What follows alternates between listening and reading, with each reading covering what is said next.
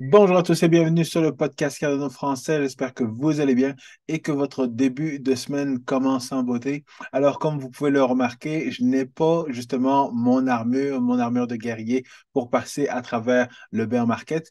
C'est tout simplement parce que j'ai la flemme de me changer. Fait qu'aujourd'hui, je vais rester habillé en habit de travail. Mais ne vous inquiétez pas, je suis toujours avec vous et je suis toujours conscient dans le fond que on n'est pas encore remonté, même si on a eu beaucoup de verre et beaucoup de bons sentiments dans les dernières journées, eh bien, on est toujours justement à se demander est-ce qu'on va directement remonter ou est-ce qu'on va encore avoir justement un petit vent de panique d'ici la fin de l'année. Mais aujourd'hui, je voulais adresser la question à savoir est-ce que je suis un maximaliste de Cardano ou tout simplement justement quelqu'un qui est très enthousiaste par rapport au projet Cardano et par rapport à la crypto et la blockchain en général. Et tout ça, justement, je voulais vous l'adresser avec les dernières nouvelles qu'on a eues. Tout frais de hier et de ce week-end, dans le fond, avec la petite polémique qu'il y a entre l'exchange FTX et, pas Celsius, mais oui, Celsius, je vais en parler aussi, mais dans le fond, entre FTX et Binance. Et justement, vous expliquer un petit peu la corrélation que je vois justement avec la manière dont je suis justement impliqué dans le projet Cardano, mais également dans l'écosystème de la blockchain. Donc, je vais parler de tout ça. Et si vous aimez toujours le contenu de mes podcasts, n'oubliez pas de smasher bien fort le bouton like, abonnez-vous à la chaîne YouTube et partagez l'épisode avec le plus de monde possible. Alors, justement, pour passer à travers justement cette question, à savoir est-ce que je suis un maximaliste ou tout simplement quelqu'un qui aime la crypto, qui aime la technologie blockchain, eh bien, je ne pouvais pas faire ça dans une seule vidéo. Donc, aujourd'hui, ce sera probablement la première partie de cette explication-là. Et à travers les semaines, justement, il y aura d'autres vidéos où je vais passer à travers différents concepts de pourquoi est-ce que je suis pourquoi j'aime le projet Cardano, mais pourquoi je ne suis pas un maximaliste en tant que tel de Cardano, pourquoi je ne suis pas 100% fan de Charles Hoskinson, pourquoi je ne suis pas juste un idole de tout ce qui se passe chez IOHK. Je vais passer à travers tout ça, mais évidemment, j'en parlerai à travers d'autres vidéos également. Mais commençons tout simplement par le principe que la blockchain Cardano se base sur l'innovation à travers la recherche académique. Et encore une fois, tout ça est en lien avec le background que j'ai justement au niveau de ma formation. Je suis architecte de solutions. Donc, architecte de solutions, ça veut dire que je ne suis pas directement dans le code, mais je suis en réflexion avant de passer le travail à un architecte organique ou à quelqu'un qui est beaucoup plus technique, qui va programmer ce qui a été pensé avant. Et évidemment, la blockchain Cardano répond justement à ce principe-là de réfléchir avant d'agir. Et c'est surtout ce sur quoi je veux mettre l'emphase, c'est surtout sur le fait d'avoir des leaders en blockchain et justement avoir un processus. Donc, un leader en blockchain, c'est quelqu'un comme Charles Kinsole, quelqu'un comme CZ, quelqu'un comme Sam Beckman-Fried, quelqu'un comme Vitalik. Donc, les personnes à qui on va justement faire référence lorsqu'on veut avoir un avis sur la question sur la technologie blockchain ou sur les crypto-monnaies. On avait également ça avec Satoshi. Mais comme on le sait, Satoshi, personne ne sait qui c'est. Donc, à l'époque où il était encore actif, eh bien justement, les personnes pouvaient interagir avec Satoshi pour savoir quelles étaient ses pensées. C'est pour ça que lorsque le groupe, je ne me rappelle pas plus du nom du groupe, mais à un moment donné, un groupe a décidé de transférer toutes ses finances en Bitcoin et c'était très tôt justement dans l'univers de la blockchain et Satoshi avait le commentaire de dire il est trop tôt pour que pour que ce genre d'action-là arrive parce que c'était aux alentours, il me semble, de 2013 ou 2012 ou 2013, je ne me rappelle pas exactement. Et je viens de me rappeler, c'était avec le groupe justement Wikileaks et Julian Assange qui, à l'époque, justement, avait transféré pas mal de fonds ou la totalité de leurs fonds en Bitcoin. Et justement, ça avait donné justement cette première adoption, pas adoption, mais oui, une sorte d'adoption, mais cette première mise en lumière de la technologie blockchain qui pouvait être utilisée justement comme currency, comme réserve de valeur. Et donc, à ce moment-là, justement, tout le monde s'était tourné auprès de Satoshi, sans savoir évidemment qui il était, à se demander, mais qu'est-ce que tu en penses de la situation? Et c'est là que, justement, il avait sorti cette quote qui mentionnait que le monde n'est pas encore prêt, la technologie n'est pas encore prête pour avoir une telle adoption. Donc, encore une fois, on a ces différents leaders, mais Charles Hoskinson, très rapidement, justement, a parlé du fait qu'il est préférable de croire, de faire confiance à un processus que de faire confiance à des personnes. Pourquoi? Parce que les personnes peuvent commencer à avoir la grosse tête et commencer justement, et tout le monde peut faire confiance de manière aveugle à une personne et les personnes, ce genre de personnes-là, peuvent justement très facilement gagner la confiance et commencer à parler à travers leur chapeau parce que même s'ils ne sont pas certains de ce qu'ils amènent, ils ne vont jamais être en réflexion ou jamais justement peser leurs mots, mais sortir des arguments après argument après argument, parler, parler, parler, aller de gauche, droite. C'est ce qu'on voit souvent dans les débats où à un moment donné, la personne part dans une bulle et commence à parler de tout et n'importe quoi sans répondre à la question, bien entendu. Tandis qu'un processus, eh bien, on peut, si le processus est open source, tout comme justement le développement logiciel, on est capable de suivre le processus et tout le monde normalement est capable de connaître le processus et savoir que là, il y a eu un bris, là, il y a eu un problème et on est capable justement de suivre ce processus-là exactement comme les algorithmes blockchain qui permettent de voir et de suivre les règles et que tout le monde doit agir avec les mêmes règles parce que c'est transparent, parce que c'est disponible à tout le monde.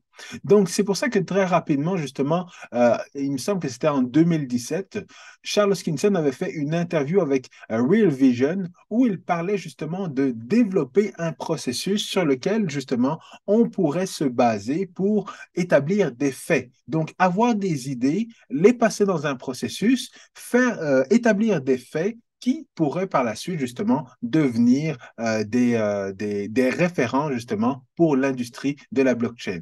À la différence justement de ces personnalités, de ces leaders qui vont émettre des idées et puis ça va rester au niveau, ça va rester à l'état d'idées et ce sont encore une fois des éléments qui sont subjectifs parce qu'ils sont propres à une personne et par la suite justement c'est là que ça coule dans la communauté et c'est pas basé justement sur une réflexion qui est une réflexion qui est justement plus objective, qui est passée justement dans les mains de plusieurs personnes et plusieurs personnes ont pu justement établir leur avis, déterminer des faits et faire en sorte que oui, on s'en va dans cette direction ou dans une autre direction d'après un processus et un processus qui, de manière générale, a fait ses preuves parce que, encore une fois, la recherche académique a fait ses preuves autant au niveau de l'ingénierie que au niveau dans le domaine médical. Donc, c'est pour ça que justement, basé sur tout ça, lorsqu'on voit justement la manière dont le projet Cardano a établi des processus pour justement faire avancer l'innovation, avancer la technologie, eh bien, lorsque je compare ça à d'autres projets, je ne peux que me rallier justement à la technologie blockchain et à la manière dont IOHK et d'autres blockchains ont adopté justement cette manière de faire-là pour justement me dire que c'est la bonne manière de faire.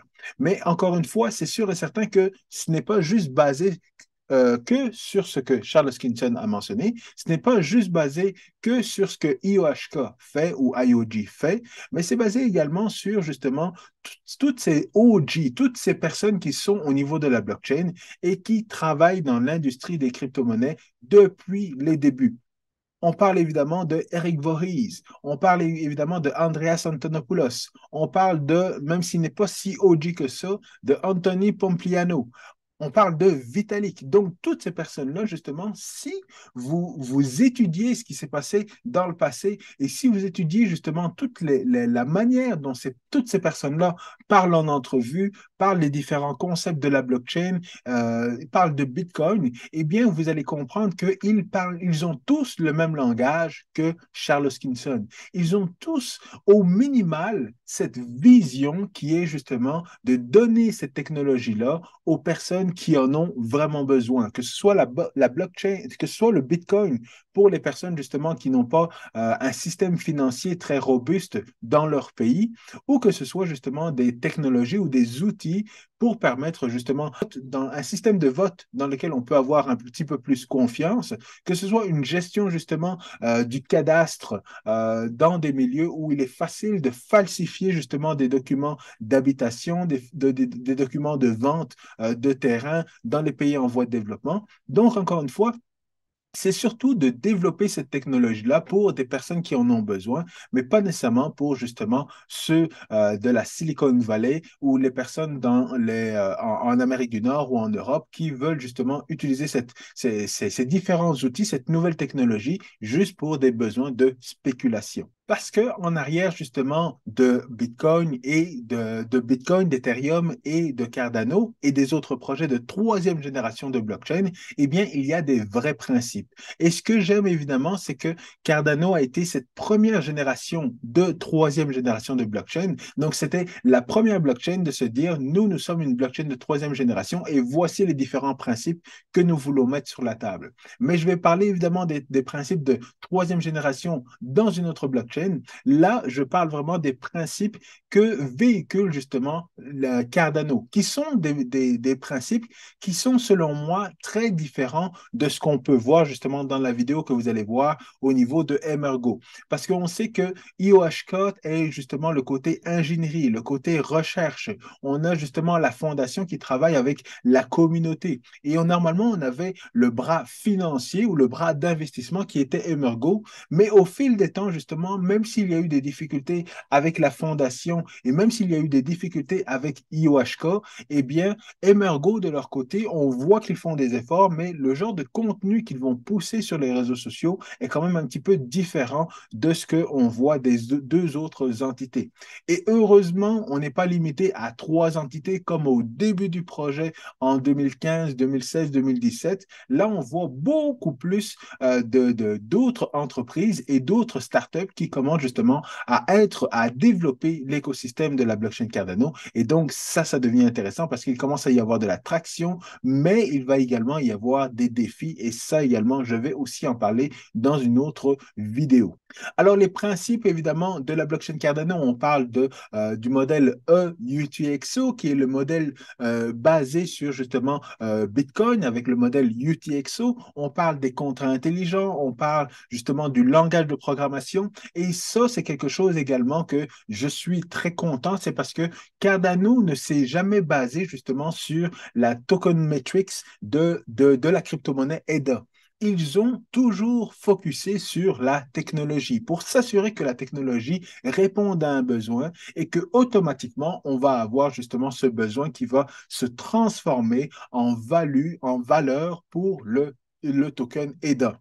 Et juste par rapport justement à ce côté innovant de la blockchain Cardano et de Charles Hoskinson, c'est que toutes les autres blockchains ont toujours une grande composante ou un grand intérêt ou mettent toujours de l'avant d'une certaine manière le côté du token, augmenter la valeur du token. Et une des manières d'augmenter la valeur du token, c'est justement en brûlant des tokens, en réduisant le supply total de la quantité de tokens. Et Charles Hoskinson a toujours été contre ça au niveau de la communauté de Cardano.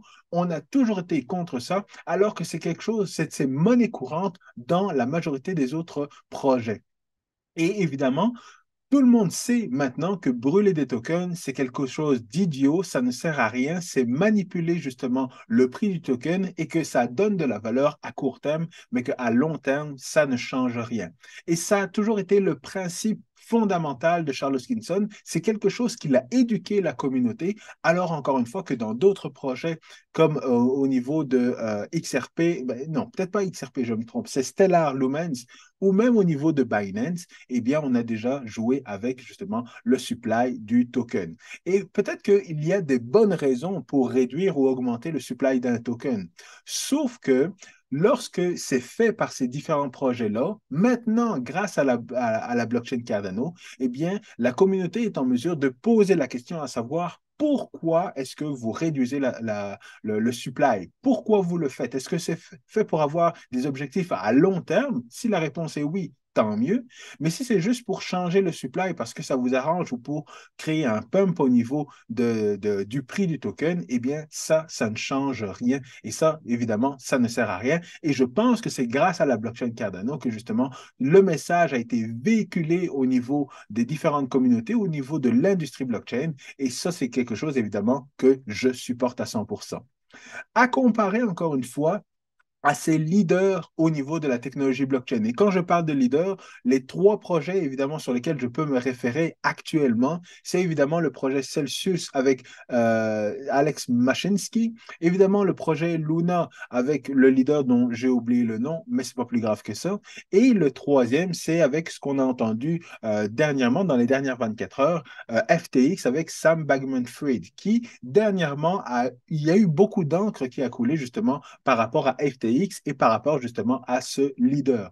Et juste pour vous donner un exemple, bon, si on parle de Celsius, évidemment, c'est une fraude qui a eu lieu. Et justement, Alex Mashinsky, ben, c'est justement malheureusement, je ne peux pas encore dire que c'est un fraudeur, mais la manière dont il a agi, évidemment, ça remet beaucoup de choses en question par rapport au projet Celsius et ça remet beaucoup de choses en question par rapport à cette personnalité-là en tout le monde, dont tout le monde avait confiance, ou beaucoup de gens avaient confiance en lui, jusqu'à temps qu'il y ait plusieurs indices qui nous démontrent que finalement, ce n'était pas quelqu'un en qui on pouvait faire confiance. Et ensuite, on a le projet Luna avec le CEO de Luna Lab, il me semble, qui mentionne que ben, tout ce qui s'est passé au niveau du Luna, c'est juste un market failure. Donc, c'est à cause du marché qui a craché et qui a entraîné justement la chute du prix de Luna et qui a fait cracher le marché des cryptos de manière générale. Donc, encore une fois, on a quelqu'un qui n'était pas un leader, qui n'était pas un OG au niveau de l'écosystème et de l'industrie de la blockchain, qui s'est improvisé CEO, qui s'est improvisé blockchain leader, qui a amené justement beaucoup d'investissements des VC, mais encore une fois, qui n'avait pas les principes de base de la blockchain, est soit de la première génération qui est Bitcoin, de la deuxième génération qui est Ethereum, ou alors de la troisième génération dont il voulait faire partie. Et encore une fois, c'est tout simplement parce que au lieu de se baser sur la technologie, il a commencé à mixer la technologie avec des mécanismes financiers, d'ingénierie financière qui finalement, ça s'est retourné contre lui. Et c'est encore la même chose qu'on retrouve par rapport à Sam Bankman-Fried et justement à FTT. Mais juste avant de passer justement à ce sujet-là, ce qu'il faut savoir également, c'est qu'au niveau de Luna, eh bien, le CEO, ce qu'il dit, c'est que non, ce qui s'est passé à un moment dans Luna, on a changé justement la définition ou dans le fond, on a changé le supply justement de Luna et ça a été fait en accord avec la communauté. Et ce qu'il a osé dire justement à la personne qui l'interviewait, c'est que c'était similaire à ce qui s'était passé justement au niveau d'Ethereum à l'époque. Et ce qu'il disait, c'était que la communauté d'Ethereum était beaucoup plus grosse que la communauté de Luna quand c'est arrivé, alors que, encore une fois, ce n'est pas vrai. Lorsqu'on regarde dans le passé, ce qui s'est passé au niveau du hard fork qui a créé justement Ethereum classique et l'Ethereum que l'on connaît aujourd'hui, eh bien, c'était au début c'était 9 mois, il me semble, après le lancement on-chain de Ethereum. Et donc, ce qui s'est passé avec Luna, c'est qu'on a eu le même scénario, mais lorsqu'il compare ces éléments-là, dans le fond, dans la réalité, il n'était même pas présent lorsque le hard fork, le célèbre hard fork, le célèbre piratage du DAO est arrivé au niveau d'Ethereum. Donc, encore une fois, ce sont des personnalités qui ne sont pas des OG, qui ne sont pas là depuis longtemps et qui ont justement réussi à berner pas mal de gens parce qu'ils étaient intelligents et il n'était pas backé par un processus. À la différence, encore une fois, de Cardano et de Charles Hoskinson, qui est une personne quand même très intelligente, mais qui est backé, qui est garanti par un processus qui est transparent et sur lequel, justement, se fondent finalement des faits qui deviennent des idées non pas des idées, mais qui se basent sur des faits, qui deviennent des faits objectifs parce que plusieurs personnes, justement, ont intégré ce processus-là et ces personnes-là, justement, valident les idées qui sortent, justement, de toute cette communauté-là, de toute cette blockchain, de tout cet écosystème-là. Et donc, finalement, on a Sam Bankman-Fried qui, lui, je ne sais pas où est-ce qu'il où est-ce qu'il pense, mais dans le fond, il a osé justement faire un débat avec Eric Voorhees, qui est justement un OG de la crypto. Et si justement lui avait étudié ce qui s'était passé en crypto, eh bien, jamais il n'aurait fait ce débat-là. Le débat était au sujet de savoir est-ce qu'il faut des régulations au niveau de la blockchain et des crypto-monnaies, plus de régulation, moins de régulation, qu'est-ce qu'il faut encadrer en tant que tel. Et évidemment, pour toutes les personnes saines d'esprit et qui font leur devoir comme moi je le fais, jamais, jamais, jamais, peu importe le niveau d'intelligence que j'ai et peu importe le sujet qui est à débattre, je ne ferai de débat avec une personne comme Charles Hoskinson ou avec une personne comme Eric Voorhees. Évidemment, si on est tous les deux d'accord sur le même sujet, à ce moment-là, oui, on peut faire un débat, mais si on est à des opposés fondamentalement à certains sujets, comme Sam Bankman-Fried, lui est pour justement la régulation des cryptos. Il veut aider justement le gouvernement à encadrer légalement les différentes cryptos, les exchanges et ainsi de suite, alors que Eric Voorhees est à l'opposé. Il ne veut aucune régulation et il trouve qu'actuellement, il y a trop de régulation. Il a raison sur certains points, mais évidemment, dans certains cas, peut-être qu'un peu de régulation serait intéressante, mais encore une fois, ce n'est pas lorsque l'industrie est encore à la naissance, est encore en train de maturer, est encore en développement, qu'il faut avoir un encadrement légal. C'est plus que lorsque l'industrie arrive à maturité que là, on peut avoir des encadrements beaucoup plus sévères pour ce qui arrive. Tandis que là, on est encore en train de développement, on est encore en train de bâtir les choses. Et donc, c'est là que justement, on a eu ce débat-là et que Sam Bankman-Fried a justement s'est fait battre à un débat parce qu'il était opposé à un OG qui sait actuellement de quoi il parle. Alors, encore une fois, FTX et Sam Bankman-Fried sont dans l'eau chaude parce que il est arrivé la situation où on est en train de se demander si on n'a pas un nouveau Luna qui est en train de se créer. Pourquoi? Parce qu'il y a eu de l'ingénierie financière qui s'est faite entre FTX et justement Algomeda Research, quelque chose comme ça. Mais l'âme financière de FTX, il y a peut-être de la collaboration entre ces deux entités qui sont sous la gouvernance justement de Sam Bankman-Fried, qui est le CEO de FTX. Alors, encore une fois, qu'au niveau de la blockchain Cardano, Charles Hoskinson ne supervise pas tout ce qui se fait au niveau de la fondation ou tout ce qui se fait au niveau de Emergo. Il y a justement une balance des pouvoirs qui fait en sorte que lui s'occupe juste de la partie ingénierie. Donc, il peut donner son avis sur plein de choses et tout ça. Il est éduqué sur plein de choses, mais jamais il ne va prendre de décision ou collaborer de faire en sorte il va aider la fondation ou il va aider Emergo. Généralement, si il ne veut pas les aider parce il veut qu'ils soient, que ces organisations soient indépendantes, mais ce qu'il va faire parfois, c'est de prendre la responsabilité, justement, dans certains cas, pour faire ce que eux ne font pas. Mais lorsqu'il voit qu'il y a la possibilité de le faire, exactement comme justement le Summit, pour le premier Summit, il a pris la responsabilité et il a appelé ça un IOHK Summit. Et ce n'était pas un Cardano Summit parce que le Cardano Summit doit normalement être organisé par la fondation. Donc là, le premier sommet qu'il y a eu pour Cardano, ça a été le IOHK Summit, ça a été organisé par IOHK et il n'y a pas eu justement d'aide ou d'intervention ou quoi que ce soit au niveau de l'organisation des deux autres armes de Cardano. Tout a été fait par IOHK, mais pas justement ce qui a suivi par la suite.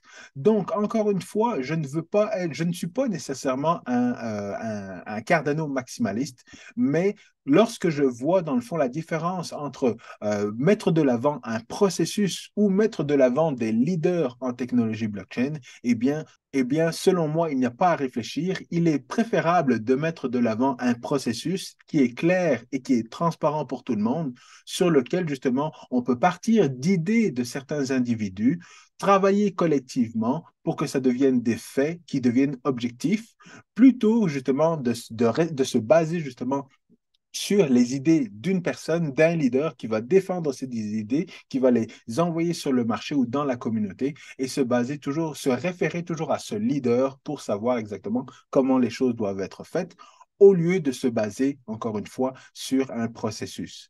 Et la dernière chose, dans le fond, c'est de se dire qu'il est préférable justement de se commettre à une chose, à une technologie, de bien faire une chose plutôt que justement de mélanger technologie avec différents moyens financiers ou techniques financières pour pouvoir justement faire monter artificiellement justement le prix du token parce que, encore une fois, quand ça arrive, eh bien, on se trouve dans des situations comme justement Celsius, comme Luna, ou comme ce qui pourrait arriver justement à FTX. Mais encore une fois, même si FTX n'a pas la même fin que Luna ou que Celsius, pourquoi se retrouver dans ce genre de situation-là si justement on fait les choses bien? Tout comme il n'y a jamais eu ce genre de discussion-là par rapport à Binance et avec CZ. CZ est vraiment un OG. CZ est une personne respectée et elle est respectée non pas parce que c'est CZ, mais parce que Binance fait toujours les choses de la bonne manière ou alors ils tendent à faire les choses de la bonne manière. Selon moi, c'est la même chose que est en train de faire IOHK et le projet Cardano, être un exemple pour la communauté. IOHK et Cardano le font au niveau de la technologie blockchain, tandis que Binance et CZ le font au niveau des exchanges.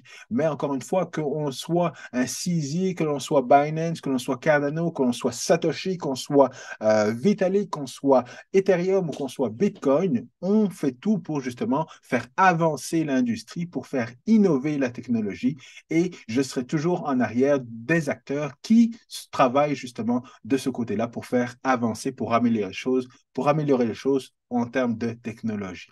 Alors, voilà, je termine là-dessus. La semaine prochaine, je vous parlerai justement des attentes et des nouvelles qu'on devra avoir au niveau du prochain sommet de Cardano. Et moi, je vous souhaite une très bonne semaine. À très bientôt.